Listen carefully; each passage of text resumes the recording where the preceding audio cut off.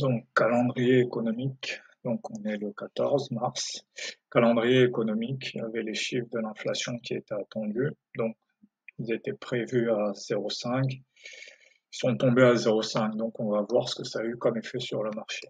Donc là, on commence par regarder en journalier pour voir, en fait, pour avoir un biais sur ce qui gagne de l'argent sur le marché, en fait. Là, on peut voir que depuis à peu près mi-février, c'est plutôt les vendeurs qui gagnent de l'argent. Donc ça va nous permettre d'avoir un biais sur les positions à prendre.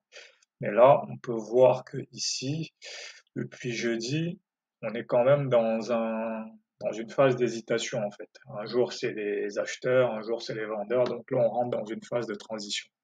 Donc en fait, on va dézoomer.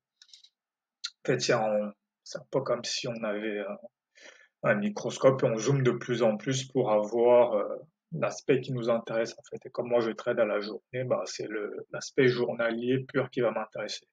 Donc là en une heure, voilà, on peut voir que dans la semaine, on est au niveau de la semaine, en journalier on était plus au niveau des mois.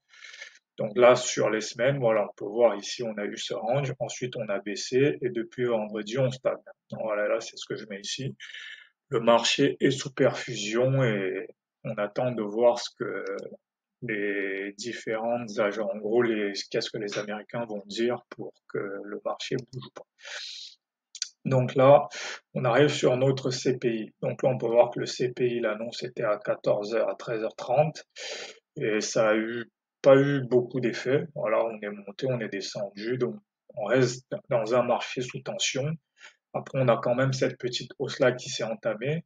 Hier aussi, on a eu quand même ce début de hausse. Là, on voit qu'on ne revient pas chercher le plus bas. Donc ça peut être un signal pour un début de hausse. Donc là-dessus, j'établis deux scénarios. Donc un premier scénario qui est venir retester le plus haut d'hier, redescendre ici et remonter ici. Donc c'est la formation d'un range ou alors une hausse qui est passée au-dessus de AJP, passer AJP en résistance et continuer à monter pour venir chercher ce niveau-là, en fait, qui est le dernier plus haut assez important qu'on a connu. Donc voilà les scénarios.